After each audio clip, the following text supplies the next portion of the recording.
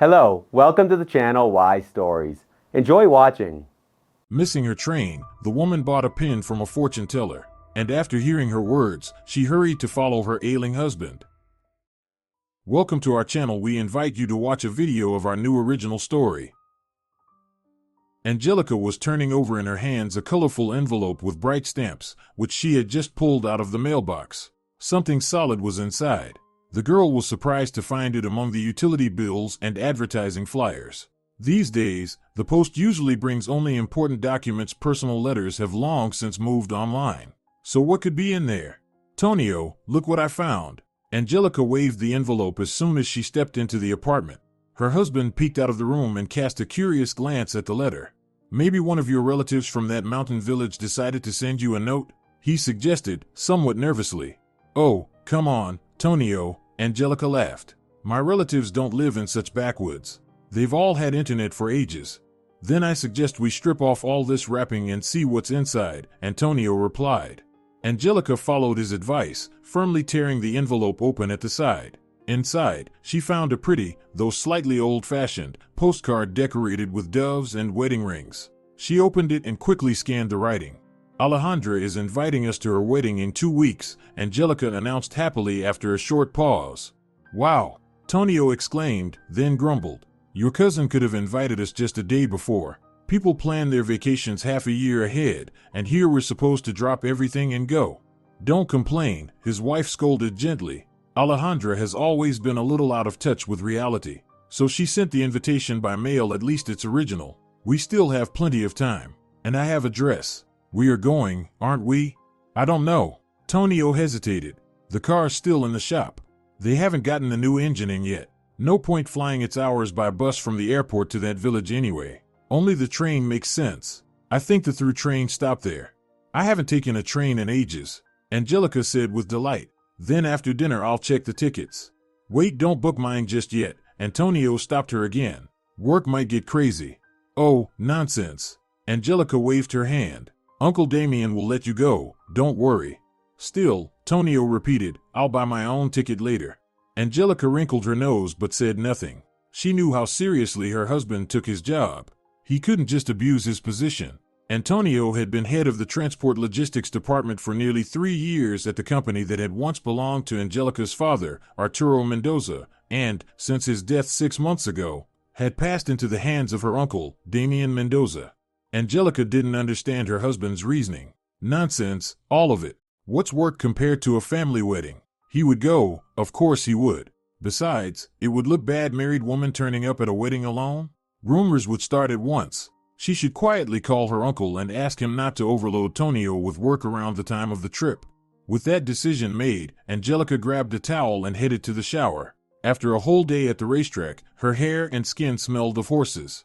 She had spent her entire childhood in a mountain village, while her parents worked in the big city, trying to make a living and secure for their daughter a better future with education and prospects. Her grandparents had raised her, and they were the ones who instilled in young Angelica a love for animals, especially horses.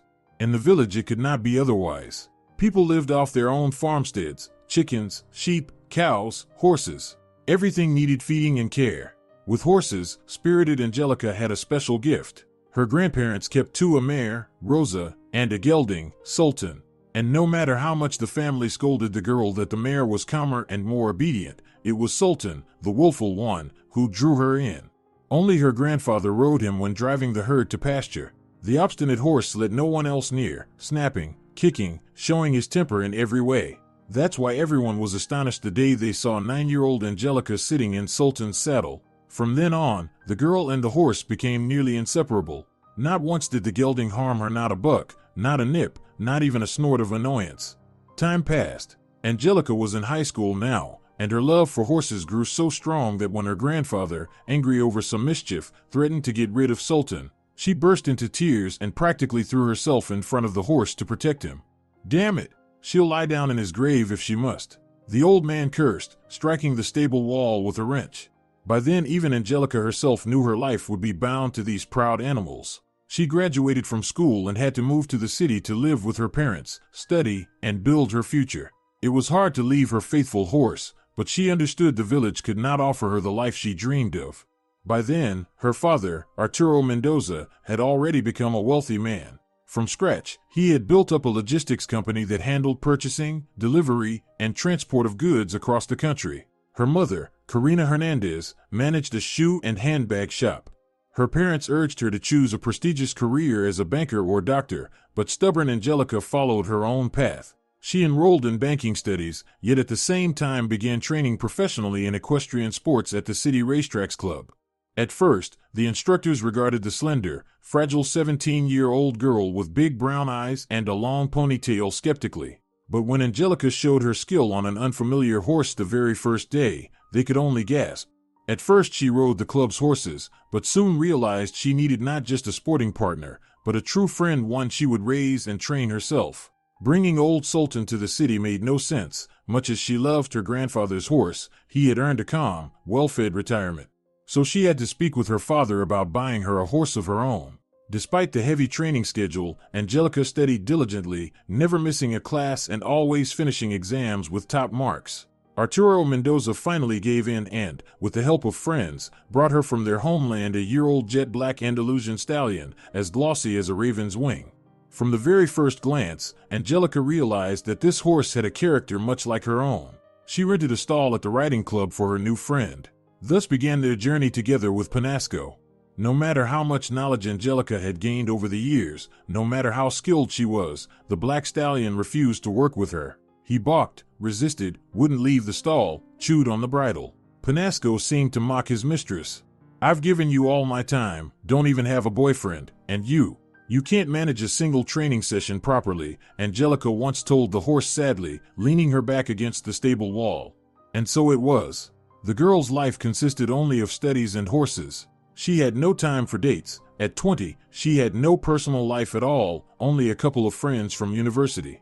Panasco stretched his head over the stall door and gently nudged her shoulder with his nose, as though apologizing. At 3.5 years old, he had already reached the size of a grown horse, standing nearly as tall at the withers as his mistress, 160 centimeters. "You're always like this." Angelica stroked the soft skin near his nostrils. "First you drive me mad, then you ask forgiveness. Let's make this the last time, all right?" Panasco gave a soft snort and lifted his muzzle higher, nibbling playfully at the girl's hair by her neck. All right, Angelica laughed, grabbing the horse's head. From that day on, they finally found understanding. Panasco began obeying commands, and Angelica learned to read his moods better. Just a few months later, she applied for regional show jumping competitions and shone there. Panasco outpaced and outscored many famous horses and riders, winning admiration from spectators and judges alike. Thus began the girl's career in professional equestrian sport. She barely had time to study, for although her father encouraged her passion, he sternly warned that sport was sport, but a higher education diploma was non-negotiable. Once again, Angelica managed. Though when graduation day came, she showed up straight from a competition still in her riding gear. By then, she was already a well-known rider in the region and beyond, and a photo of her with Panasco had even made the cover of the city's sports newspaper. A couple of months before her graduation, her father gifted her an apartment and hinted that it was time to seek a career in her field. No matter how much she loved horses, they brought far more expenses than income. After finishing university, the young woman tried working at a bank, but within a month she realized she loathed everything about it. That was when Angelica understood she didn't just want to ride, she wanted to teach others. To become a riding instructor, she had to pass several tests and prove her sporting qualifications. The young instructor quickly found success, gathering a whole group of eager students. Many wanted to train with such a renowned rider. Yet Angelica had one unshakable rule: no one was allowed to ride Panasco. This horse was her friend, her partner, her companion, almost her reflection in equine form.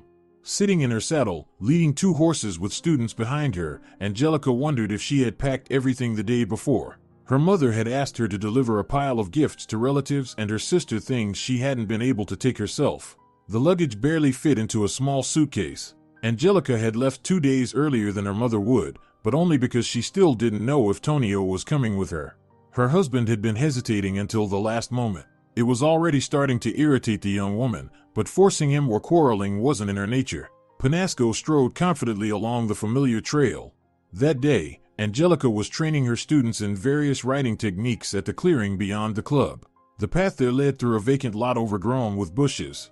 By late April, the greenery was already lush. She had to keep tugging the led horses away from the tempting leaves. Clever Panasco didn't even glance at the bushes, stepping forward steadily and neatly.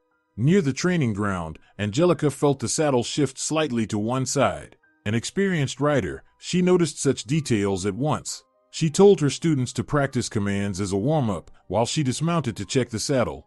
She was using an old saddle, one of her first, and its straps were already worn. One of them had partly torn, letting the saddle slip. If I go back to the club now, I'll waste time, and cutting training short would be unprofessional, Angelica muttered, glancing at Panasco, who turned his head toward her. The horse flicked an ear, as though agreeing. The girl slipped off her belt, threaded it through the saddle fastenings, secured it with the buckle, and tightened it. It would hold for an hour, at least. Angelica mounted again, and the training went smoothly. Afterward, she said goodbye to her grateful students, left instructions with the stable hands for her absence, patted Panasco, and hurried home to change and grab her suitcase. She still hoped Tonio would go with her, but found her husband at home, looking unwell. "Are you sick?" Angelica asked in surprise, stepping into the room. "Seems like it," Antonio answered with a cough. "Ange, I'm sorry, I wanted to go. Must have caught a chill. The weather's been so changeable, and my fever spiked all of a sudden." "Well, nothing can be done now," Angelica shook her head. "It would be risky to travel sick. Stay home and rest." "Sorry," Tonio murmured guiltily. "Nothing to be sorry for," Angelica sighed. "I just need to hurry now." She darted into the shower, and 15 minutes later was already dressing and combing her hair, trying to recall which car of the train she'd booked her seat in. "Shall I order you a taxi?" Tonio asked, guilt in his voice. Angelica nodded, slipped her passport and keys into her bag, and suddenly flinched at a loud crack of thunder outside. "Perfect." She frowned, pulling back the curtain and watching the downpour drench the city. No matter. She'd get on the train and fall asleep to the sound of the rain.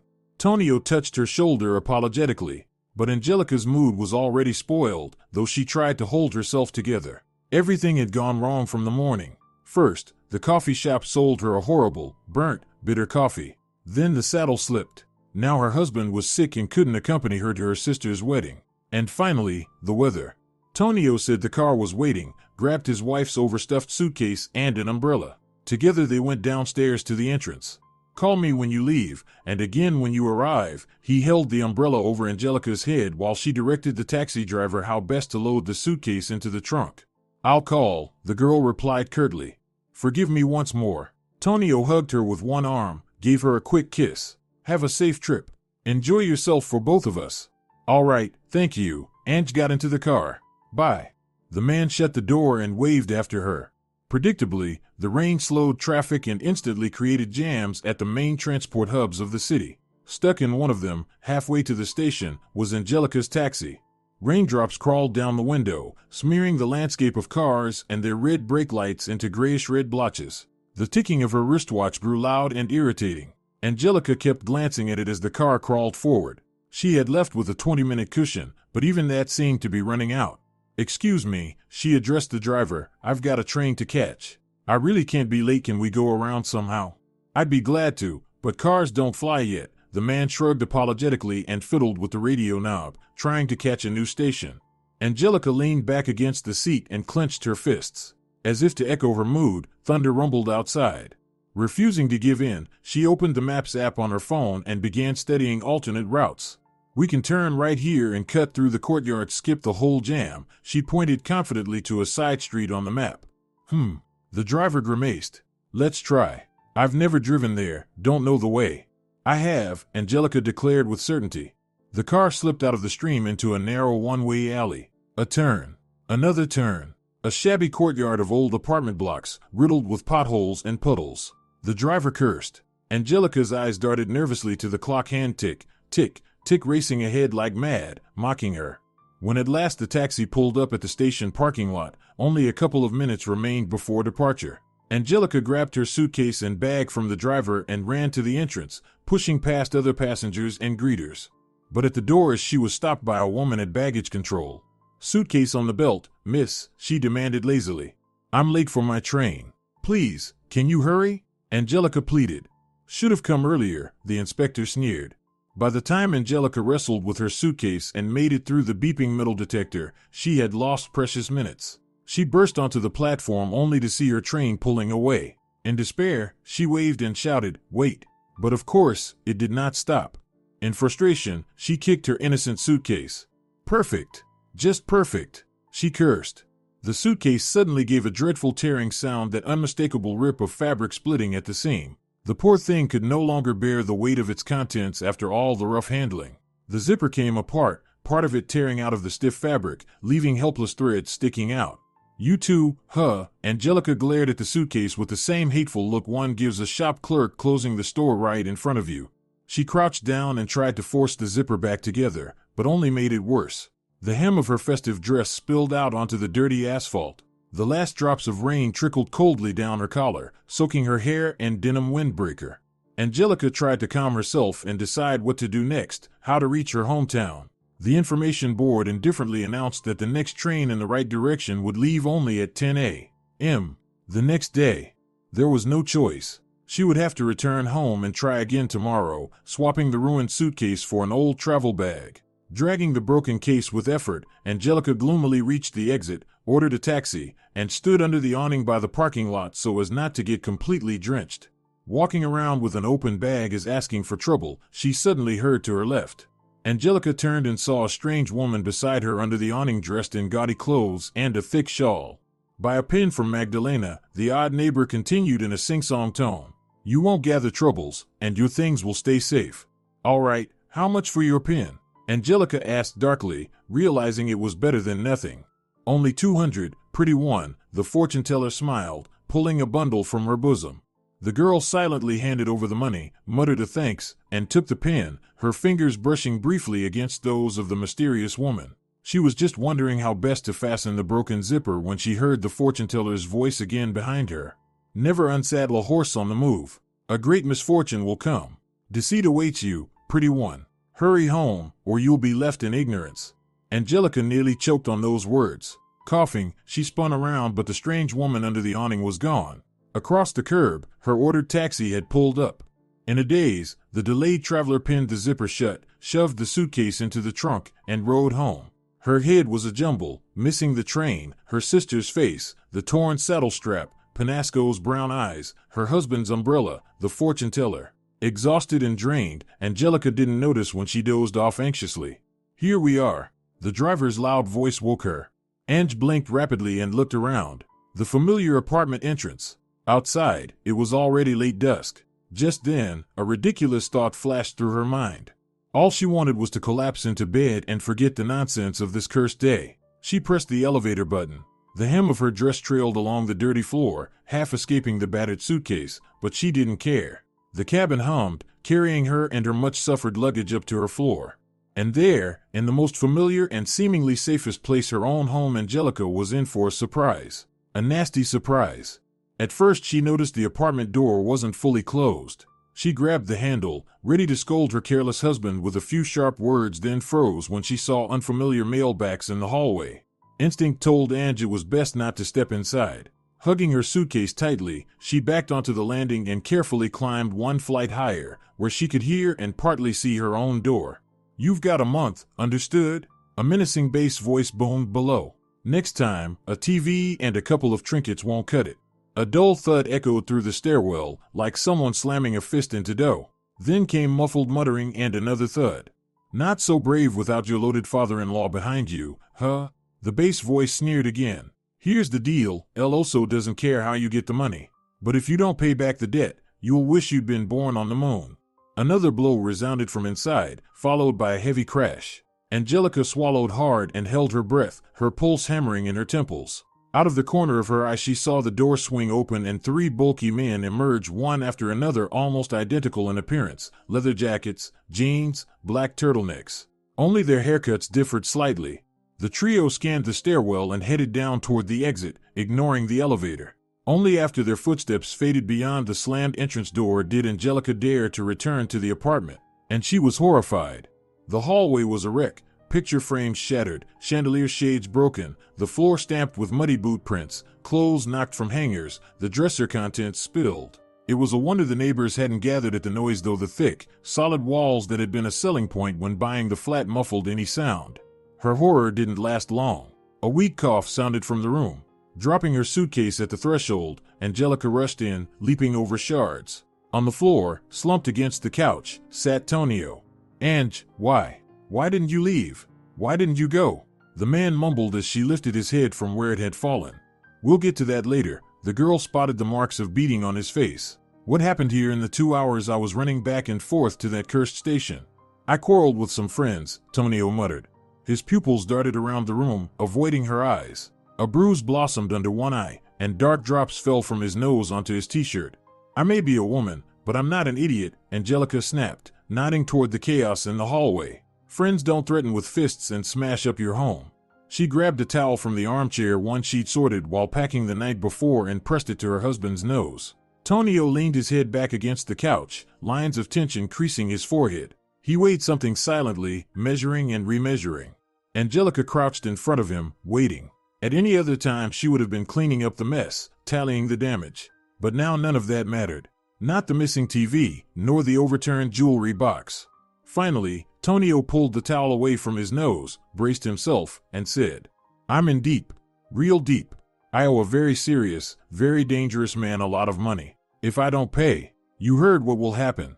Then let's raise it, pay it, borrow it," or Angelica jumped to her feet, pacing across the broken glass with her sneakers crunching. "Or we'll go to the police. Take them to court for extortion. There has to be a way out. The police can't help. It's not that simple." Tonio shook his head bitterly. "It's my fault. It happened a long time ago." "How can it be your fault you borrowed money?" Angelica stared at him, bewildered. Tonio pressed the towel back to his nose, silent, choosing his words. He wondered where to begin. Probably with that damn trip.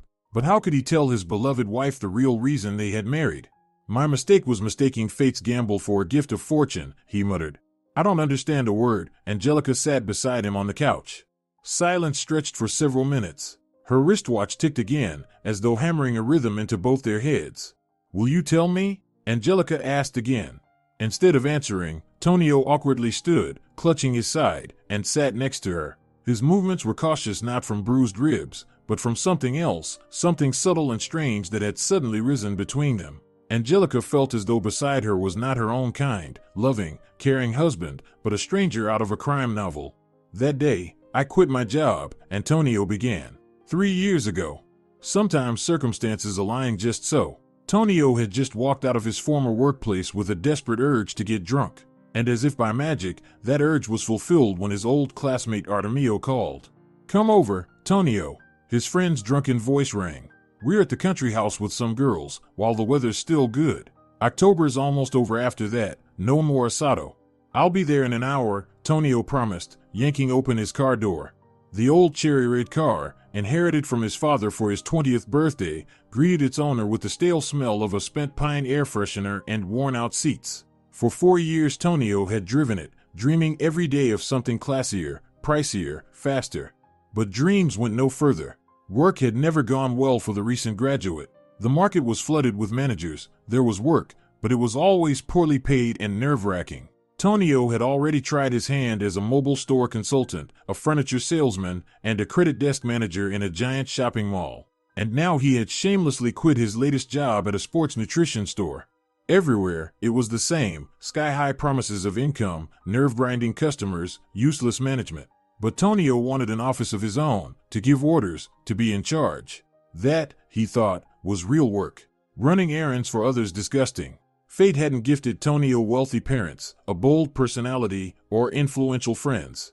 So he had to stumble like a blind puppy bumping into any open door, only to have that same door slam him in the nose. Tonio started the engine and entered Artemio's country house address into the navigator. It was about a 40-minute drive to the garden community outside the city where the group had gathered. The engine droned steadily, carrying car and driver along the highway out of town. Right now Tonio didn't want to think about how he would pay rent for his apartment in a week, how to cover the loan for the expensive smartphone he'd bought on impulse when he landed his last job, or how to settle the overdue utility bills. He was thinking only of getting drunk and having fun that evening. The weather truly felt like summer, despite it being October. The sun blazed in his face so much that Tonio had to pull down the visor. He was in a hurry. The truck in front of him, however, a semi hauling several hundred crates of chickens from a poultry plant, had no such sense of urgency and was crawling along. And of course, in this stretch of road, overtaking was forbidden. Irritated, Tonio honked, seeing that the lane was wide enough. The truck didn't budge toward the shoulder, nor switch on its hazard lights. "Damn you," Tonio cursed under his breath, "I hope you rot." And then something incredible happened, this time terrifying. Almost as soon as the words left his mouth, the truck swerved toward the shoulder. Its heavy wheels gouged huge ruts into the rain-soaked soil before sliding into the ditch with the cab. Within seconds the truck had tipped over, its wheels pointing skyward. The trailer broke loose from the cab, overturned entirely, and spilled part of its load, the cages collapsing under their own weight. It all happened so fast and so violently that stunned Tonio barely managed to slam the brakes, screeching to a halt just beyond the crash site. He leapt from the car and sprinted toward the overturned truck amid the frantic clamor of panicked hens. The driver was unconscious. Tonio wrenched open the door and climbed into the cab, grabbing the man by his overalls and hauling with all his might. It was hard to maneuver in the upside-down space, his feet searching for footholds where none existed. Once, twice. Finally, he braced the toe of his sneaker on a metal box under the seat, pushed off it, and dragged the driver outside. But the box bent, trapping his shoe and leaving Tonio with one bare foot. He dragged the injured man to a safe distance and laid him on the grass. Then, swearing, he clambered back to retrieve his captive sneaker. The chickens shrieked like maniacs. Their hysterical cackling, combined with the adrenaline, had him shaking. Tonio climbed atop the cab, ducked back inside, reached for the trapped shoe, and yanked with all his strength. A few seconds later it came free, the box crashing down inside the cab and shattering the one intact passenger window. Its warped lid swung open and Tonio froze, staring at the contents with unblinking eyes. Resting on the glass lay bundles of the world's most recognizable green banknotes, bound with thin rubber bands. There were at least 10 packs scattered out, and several times more still inside the box. Tonio didn't think for more than a couple of seconds. He tossed the sneaker to the ground and, like a snake into its hole, slid back into the cab, not caring if his bare foot got cut on the shards of glass. He snatched up the box like a hawk, hastily scooped the fallen bundles back inside, and forced the lid shut. Within minutes the box was stashed in his car trunk, hidden under the spare tire and an old rug. Behind him came a pop and crackle. The cab had caught fire. The windshield collapsed from the heat. Hey, you okay?" A stranger's voice and a knock on his window shook Antonio out of his stupor. Yeah, I'm fine. All good," he mumbled, tongue thick. Other cars were already pulling up. The escaped chickens created a real hazard for another pileup. How the fire department, ambulance, and police arrived Tonio couldn't recall. They questioned him about the accident, thanked him for his bravery, wished him a safe journey. But all his thoughts were with the trunk, under the bald spare tire, inside the dented steel box. What was left in the rearview mirror faded within hours. If at first Tonio had wanted only to drink away his misery at Artemio's gathering, now he drank with barely disguised joy and a strange, manic gleam in his eyes. He kept checking that his car was locked, even leaping up at night at the slightest sound to run to the window. "What's up with you, Tonio?" Artemio asked sleepily. "You got gold and diamonds stashed in that wreck of yours?" Tonio only gave a strange smile. A small inner voice told him not a living soul must ever learn what he had found in that truck cab.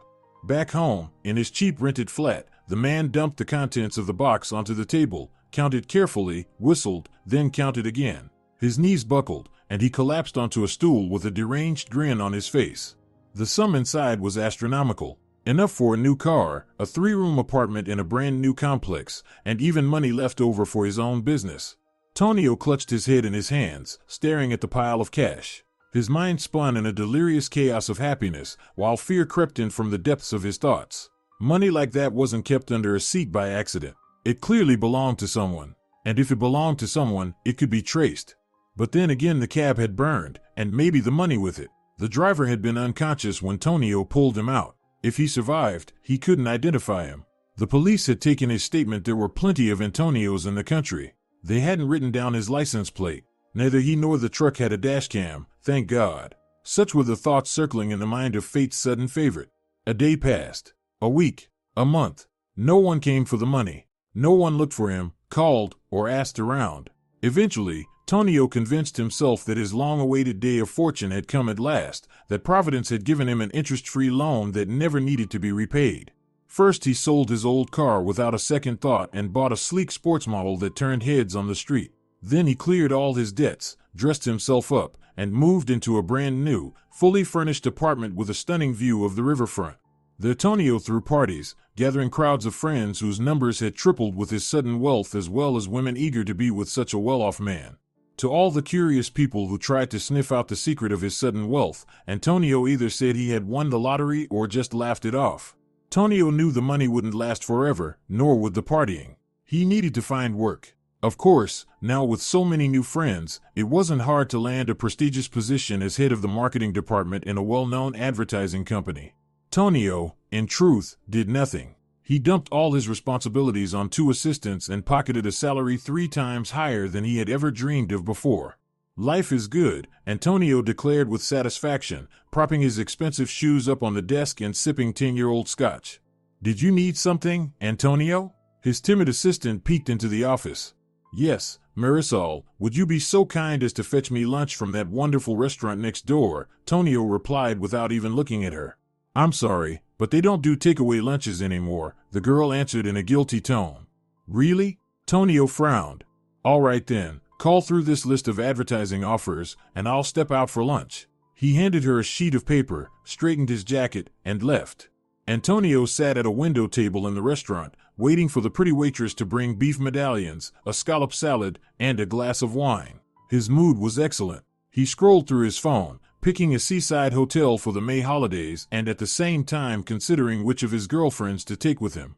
Antonio Hernandez? A stranger's voice pulled the department head from his pleasant planning. Yes, Antonio looked up and saw a stocky man in jeans and a black turtleneck. You're just the man I need. The stranger stretched his lips in a syrupy smile. I have a proposal for you extremely profitable and interesting. Antonio assumed Marisol had already begun making calls, and likely some potential client nearby had recognized him and decided to strike a deal right away. Perfect, Antonio forced a smile. Join me, and afterward we'll go to my office to discuss your extremely profitable proposal. He extended his hand, the stranger shook it but, to Antonio's surprise, didn't introduce himself. Instead, the man sat opposite and, without even glancing at the menu, ordered a cup of coffee. They engaged in a superficial, overly friendly conversation. At last, the meal was finished, the bill paid, and the men stepped out of the restaurant. You don't mind if we duck down this alley to the parking lot, do you? It's just nearby. I suddenly remembered I left some important documents for you in the glove compartment, the stranger asked. Antonio shrugged. After all, he was interested in closing a good deal, so he calmly followed his companion. Just a moment, it's in a red folder, the man muttered, turning into a narrow passageway. Antonio had just begun to wonder with confusion where one could possibly park a car here when something heavy crashed down on the back of his head. Half conscious, he realized his arms were twisted behind his back and he was shoved roughly into a vehicle. He had no time to cry out before he understood he was trapped. And then he blacked out as something cold and hard pressed into his side. He came to with a revolting screech of metal, like a fork dragged forcefully across steel. Antonio winced, jerked his head and instantly regretted it as his skull pulsed with pain. You made us chase you long enough, came a voice from the front. Running around wouldn't hurt you, Costas, another voice joked from behind. Stuffing empanadas at the cafe you fattened that mug of yours plenty. Shut it, Goyo, a third voice barked. Antonio blinked hard, gradually realizing he was tied to a chair, his hands bound. Black spots danced before his eyes. His awareness returned through a dense fog. Someone snapped their fingers in front of his face. Good evening, Antonio. I've waited a long time for this meeting, and at last today, you honor our humble company with your presence, a voice from the front said politely, calmly. Antonio raised his head with difficulty and finally saw where he was. Around him loomed crates, barrels, and boxes. The air smelled of motor oil and metal. The space was either a large warehouse or a former hangar. Dim light came through a narrow horizontal window and a few scattered lamps on the walls. Ahead, on another chair, sat a man with streaks of gray in his hair, lean, dressed in a gray shirt and trousers. Beside him stood a hulking brute with a broken nose and a shaved head in a leather jacket. From the other side approached the stocky stranger from the restaurant, still with his oily voice. Someone else was behind Antonio, unseen. Regretfully, we can't offer you wine or scallops, the man in gray folded his hands on his knees. But as promised, we do have a profitable proposal for you. What kind? Antonio croaked, his lips stiff, the tape binding his wrists cutting cruelly into his skin. That you remain in good health if you return my money, the leader in gray said curtly. A jolt went through Tonio. Despite the chill of the hangar, sweat beaded on his brow. The man in gray spoke again, now without politeness. His voice grew cold, detached, razor-sharp. Not long ago, Tonio, you helped yourself to something that was never meant for you. And from the looks of it, you've been living quite well on the stolen goods. He stepped forward and carefully brushed a speck of dust from his prisoner's expensive jacket. I don't know what you're talking about. I never stole any money, Antonio stammered, trying to muster indignant eyes. Release me at once. The man in gray sighed. Immediately the brute grabbed Tonio by the collar and shook him so hard in the chair that it nearly splintered. You deaf or what? He snarled, baring his teeth. We've been hunting you for half a year, digging through the cops, tracking who took the wash. Only because you selflessly saved our transporter, I'll give you a whole week to find the money, the leader said, rubbing his chin, then added with a chuckle, and so you don't forget my kindness, we'll leave you a reminder. The brute spun Tonio's chair 180 degrees. He saw an unpleasant-looking rat-faced guy scratching the word debt into the side of his car with a knife. That disgusting screech was the very sound that had dragged him back from unconsciousness a few minutes earlier. Damn, wasted a good Navaja on this junker. The thug mocked, tossing the knife from hand to hand while eyeing the pale Tonio. Quit carving up the ride, Goyo. Snapped the stocky one in the turtleneck. Better cut his hands loose instead. Once the tape was ripped from Tonio's wrists, they shoved him back under the gun into the tinted car. But before that, the man in gray warned. Go to the cops, and you'll regret ever being born. Got it? Tonio swallowed hard. Artemio, I'm in deep trouble. Tonio sat at the outdoor table at his friend's dacha, chain-smoking with trembling hands. Let me guess, his buddy drawled, settling next to him and popping open a beer. You never won any lottery. Antonio's eyes widened. You think I'm brainless? Artemio shot him a look, swigging from the bottle. What VE you gotten yourself into? Stumbling over his words, Tonio poured out the trap he had fallen into. Yesterday I sold the car, he finished miserably. For half what I paid. Gave them every penny and my salary, too. As for the rest, I don't even dare think about it. It's all gone on the apartment, on parties. Artemio whistled at the scale of it. Man, you've crossed paths with El Oso himself. What do you mean? Eduardo Medina. Very big name in certain circles here. I'm afraid to ask what circles. Tonio looked sideways at his friend, gloomy. Well, now he plays the part of a respectable man, real estate, construction. Last year he even ran for mayor. Donates to children's charities, all that. Artemio listed off.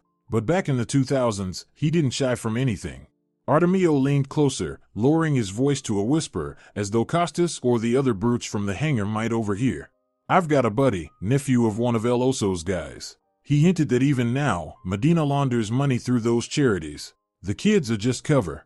That's fascinating, but it doesn't help me much, Tonio muttered darkly. The trembling had stopped, but now a sharp ache twisted in his chest bad enough to suspect a heart attack. His friend's words only piled more dread on him. A heavy silence fell over the table, despite the peaceful scene around them, tulips sprouting in flower beds, bushes bristling with buds, and the blue sky crossed by a wedge of honking geese heading home. Rent out your apartment? Artemio suggested, fiddling with the cap from his beer. Then I'll be left with nothing, Tonio answered bleakly. They take my salary anyway. I'll have no money, nowhere to live. I'd let you stay here, but you're carless now, his friend muttered. It's an hour's drive to the city, and I only come once a week. So what am I supposed to do? Guess you'd better start picking out a plot at the cemetery. Tonio absently scratched at a nick in the tabletop with his nail. Artemio was silent for a long while, furrowing his brow, then began muttering under his breath. Someone's got to counter El Oso. Someone big enough. Someone who could back you up. Someone on his level. Why would anyone care about me, Timio? Even if we found someone, why the hell would they stick their neck out for me? Wait, I've almost got it. Artemio cut him off with a gesture. Yes, Eureka. He even jumped up from the table and slapped his own forehead. Antonio stared up at his friend in bewilderment. My sister's graduating this year with a girl daughter of Arturo Mendoza. Strange one, honestly. I've seen her a couple times, but she's beautiful. Into horseback riding, top of her class, smart. Women? Now? That's the last thing I need. Tonio shook his head. Just listen, don't get ahead of yourself, Artemio pressed, suddenly fierce enough to stun Antonio into silence. It's not her you need, it's her father, Artemio went on. That same buddy of mine, the one close to El Oso's people, said 5 years ago Arturo and Medina did some deal together. Since then, they respect each other. Neither would risk crossing the other. I still don't see where you're going with this, Antonio said, distracted. You're slow, man. Artemio smirked, leaning on the table. You need to marry his daughter. Become his son-in-law, part of the family. Then if El Oso comes after you, he's basically going after Arturo. Get it? Wow. That's some plan, Tonio whistled. But first, what if she doesn't like me at all? Second, Arturo might find out I've got trouble with El Oso. And third, how am I supposed to pull off a wedding in a month or two assuming his thugs don't kill me first? It's insane. Then show your best side, Artemio advised. Fawn over the girl, show her dad you've got a nice apartment, a solid job. Talk a lot about wanting kids, they like that sort of thing. Plus, from what my sister says, the girl's got zero relationship experience. She'll swallow any story you feed her and you're good at that. Think about it, if it works, you're free of the debt. Maybe even climb higher in business. Your wife will be a beauty, a sports star, and you can sell your apartment and suggest buying a bigger one together with her family's help. As for El Oso, stall him. Pay bit by bit. They want the money, not your funeral, right? Tonio's head spun. An utterly unrealistic way out suddenly gleamed like a shaft of light in a dark cave. He had nothing left to lose, and not to try would be foolish. All right, can you arrange a meeting? He glanced at his friend. Of course, Artemio beamed. I'll even try tomorrow. The sooner, the better. Time's not on my side, Antonio said.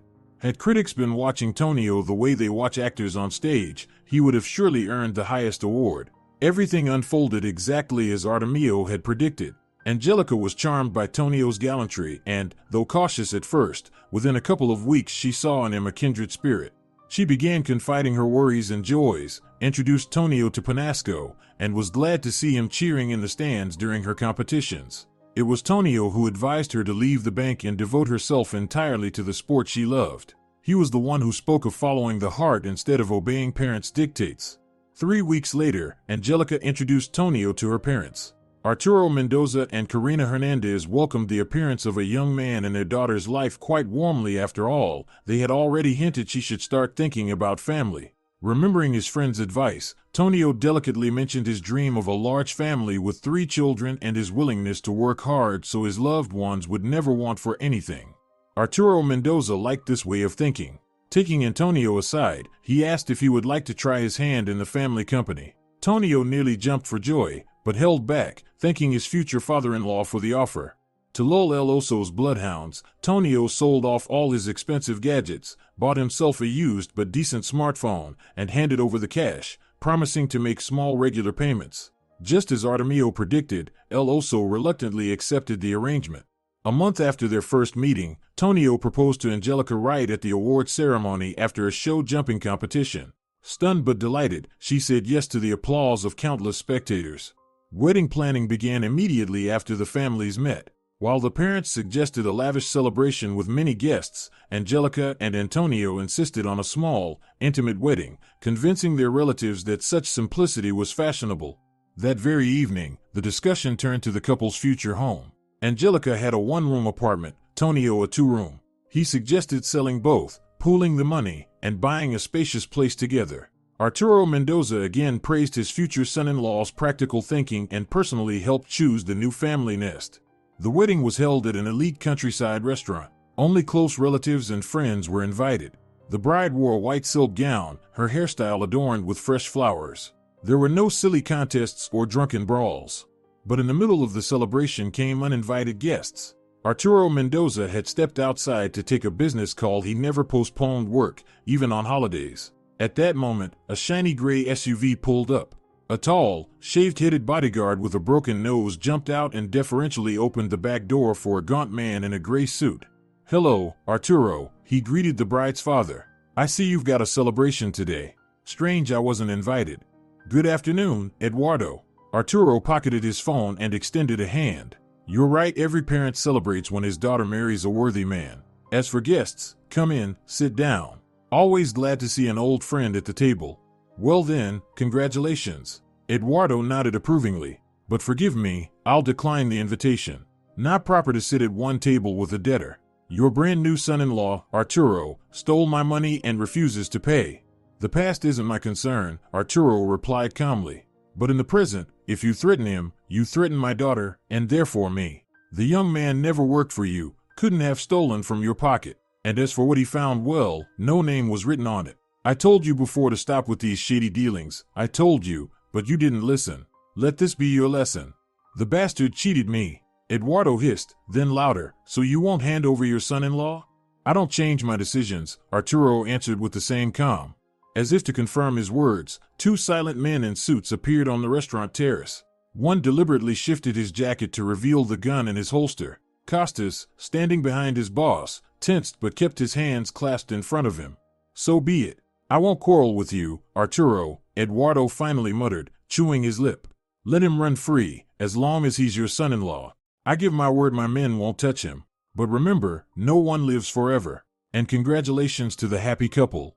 With one last malicious glare, Eduardo shook Arturo's hand and vanished into the SUV. Soon, the gray vehicle dissolved into the evening haze. Tonio and Angelica moved into their new apartment right after the wedding, though not before flying off to the tropics for a honeymoon. As promised, Arturo Mendoza placed his son-in-law in the company as head of the transport logistics department. Tonio worked like mad to justify the trust placed in him. Soon he had mastered the job's details and even suggested effective solutions for a few pressing problems. For the first months after the wedding, Antonio still feared the reappearance of El Oso's men. But time passed, no one touched him, no threatening calls, no ambushes in alleyways, no abusive texts. When 6 months had gone by, Antonio became fully convinced that Artemio's brilliant plan had worked. In gratitude, Tonio even sent his friend a set of fine liquors and a pair of branded wristwatches. Now he could once again live lavishly, sparing neither himself nor his wife. Angelica continued her sports career, taking on students. Tonio never missed her performances, never criticized her, always supported her. Over time, Angelica truly became his beloved wife, though at first he had seen her only as a shield. The girl turned out to be determined, intelligent, yet dreamy. Loving her was easy. A year passed, and whether Antonio truly wanted children or Angelica feared a pregnancy might halt her career, the matter was postponed. Meanwhile, the girl achieved great success, even traveling abroad for competitions and bringing back a medal. Time passed, and the young couple lived their life work, vacations abroad, new purchases and household trifles, meetings with relatives and friends. The parents on both sides didn't interfere, though they did occasionally ask about grandchildren.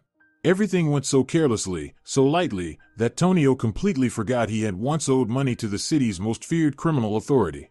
And then Arturo Mendoza was hospitalized with severe pneumonia. The doctor said he was already recovering, when during another 4-medication infusion, an allergy to the drug was discovered. It triggered complications, and his body, weakened by illness, could not handle them. Neither emergency resuscitation nor blocker injections helped. The man's heart stopped. Stupid, strange, utterly absurd. The funeral was held in Angelica's hometown. Standing by the coffin, comforting his weeping wife, Tonio felt the clouds slowly gathering above him from that very moment. His seventh sense whispered it. The company was taken over by Arturo's younger brother, Damien, formerly deputy director, a figure less respected in the city, and in general hardly known. The old problems resurfaced barely a month after Arturo's funeral. On his way to work, Tonio was stopped by traffic police and asked to sit in the patrol car. To his horror, it wasn't an inspector waiting inside but the man he owed. "Did you think we forgot about you, bastard?" Eduardo smirked, skipping greetings. "You were clever, hiding under Arturo's wing. Smart move. But the big bird's gone now, and your debt hasn't disappeared." From that day on, Tonio knew no peace. Threats and calls rained down, and joking with El Oso's men was a good way to end up with broken bones. So Tonio began paying bit by bit again. But Eduardo was no longer satisfied. First, Tonio handed over a hefty sum under the pretense of helping his parents. Then he told Angelica a friend had asked for a loan. After that, he sold his winter tires, his expensive console. El Oso pressed harder and harder. Tonio knew exactly what he was after, but selling the apartment was no longer an option, since it was jointly owned with his wife. And so began the loans. Almost 5 months of life under constant pressure. Tonio cursed himself a million times for his greed, for taking that damned money. But what was done could not be undone. And pretending to be the happy husband at home became harder each day. Going to his late father-in-law's brother for help Tonio didn't dare. Damien treated him decently, but never openly defended or supported him, always kept neutral. His only concern was the company's welfare. He wasn't about to get mixed up in someone else's mess. Finally, El Oso's patience ran out. He threatened to take the money by force. Present day. You used me. Angelica stared off blankly as Tonio's story came to its end. Me and my family. In your place you'd have done the same, but forgive me, Tonio pleaded, pulling the blood-stained towel away from his nose. Please forgive me. At first, yes, I did it out of fear and selfishness. But then I saw who you were. I realized I loved you. You did it all just to cover yourself. Angelica shot up from the couch. Her face flushed, her fists clenched in rage, and her chest swirled with shame, pain, anger, fury, contempt. And in her mind rang the words of the fortune teller at the station. Angelica shuddered. She no longer heard the crunch of glass beneath her shoes, no longer saw the wreckage and scattered clothes. Her eyes were clouded with helpless rage. How could I be so fooled? We welcomed you into the family, respected you, helped you, and you pretended all along. Hot tears rolled down her cheeks. I thought I'd found happiness, but what I got was a liar and a cowardly dog. Tonio hung his head in silence. Her words cut him deeper than Costa's fists ever had. And you know who saw through you all along? Angelica asked bitterly from the doorway. Panasco. He never accepted you, and now I understand why. Are you leaving? Tonio asked after a pause, struggling to rise from the couch. There's nothing for me here anymore. Angelica steadied her voice, wiped her tears. And there's nothing for you in my life anymore. With that, she grabbed her suitcase and walked out. She would have to call her sister and explain why there'd be 2 empty seats at the wedding table. But that was nothing compared to the gaping hole now inside Angelica's chest. She stepped out of the building and, unable to hold back, burst into tears again. 1 year later. May. The girl pushed open the stable door, a place she could describe in detail with her eyes closed. In the years that had passed here, at her grandparents' in the village, almost nothing had changed. Angelica touched with her fingertips the carving she herself had once scratched into the wooden post beside the stall. Sultan. You've taken the place of a remarkable horse, my friend. She stroked the velvety nose of Panasco as he poked out. The only true, faithful friend. Angelica wrapped her arms around the horse's head, pressing her cheek against the smooth dark fur between his eyes. Only Panasco had silently witnessed her healing, listened to her turmoil, her thoughts, seen her tears, and heard every searing insult hurled at her ex-husband. Life had not been easy for her after that April evening of revelations. At first she lived with her mother, in the house where she'd stayed during her studies. She never told the full reason for the breakup, only said she'd been betrayed. Karina Hernandez understood it in her own way, silently cursing her unfaithful son-in-law. Going back to the apartment where nearly 3 years of happy marriage had passed was unbearable, as though the very walls were soaked in deceit. Angelica sold it quickly, under market price, just to rid herself of the hated place. She gave Antonio exactly what he had invested when they bought it. 2 months after that fateful evening, her ex-husband looked terrible, gaunt, thinner, shabby. Naturally, Damian Mendoza had no need for such an employee in his company. Tonio was simply asked to clear out his desk. The last time Angelica saw him was at the divorce proceedings, where she went with her mother. Karina Hernandez glared at her former son-in-law with open contempt, even hatred, for hurting her daughter. As soon as the papers were signed, Angelica began packing to leave for her hometown. Maybe change your mind? We could buy another apartment here. Karina tried to stop her. No, I can't stay here. It hurts too much, Angelica whispered. Not even the thought of having to halt her sports career and coaching indefinitely could stop her. She simply had no strength left. So she returned to the place of her childhood, to her grandparents' home, where from the bedroom window she could see the majestic bluish mountains, and from the stable came the familiar neighing. Of course, Panasco traveled with her, in a special trailer, back to her homeland. For a couple of months Angelica simply lived, tending her wounded soul. She took long walks, wandered far from the village with Panasco. One evening a group of local children ran up to her, asking if they could pet the beautiful horse. Angelica herself didn't notice how it all flowed into stories about her passion. The children listened wide-eyed, enchanted by the photographs from competitions. That was when the girl understood what would save her. The very next day, Angelica went to the owner of the local stables and asked for permission to work with children on his horses in exchange for a share of the income. Within a week, a whole line of eager students had formed for the young instructor. Word of the riding school spread quickly by word of mouth. Parents brought their children even from neighboring towns and villages. So a year passed unnoticed in work and diligence, and motivating others, and daily discipline and love for proud animals. Angelica nearly forgot the misfortune that had befallen her in the city. She came alive again, smiling once more, though she trusted no one and gave not a single hint of hope to the young men and suitors who tried to catch her eye. "They've sent me another letter. Can you believe it, Panasco?" Angelica showed the stallion a formal envelope with a postal stamp and several stamps. The horse stretched his lips toward it, sniffing the paper noisily. The girl carefully tore open the side and pulled out a snow-white sheet with typed text and a sweeping, elegant signature. She skimmed the lines. "We've been invited to represent the region at a competition." Angelica lifted her eyes to Panasco, who stood with his ears pricked forward, waiting. "I guess it's time to move on. Shall we go?" The horse lifted his upper lip and snorted, tossing his head as if to say yes. "I knew you'd agree," Angelica smiled, ruffling Panasco's loose forelock. She glanced with renewed determination at the stable wall, where saddles, bridles, reins, and stirrups for performances hung. It was time to take on new hurdles both in sport and in life. If you're enjoying it as well, leave a like and subscribe to the channel.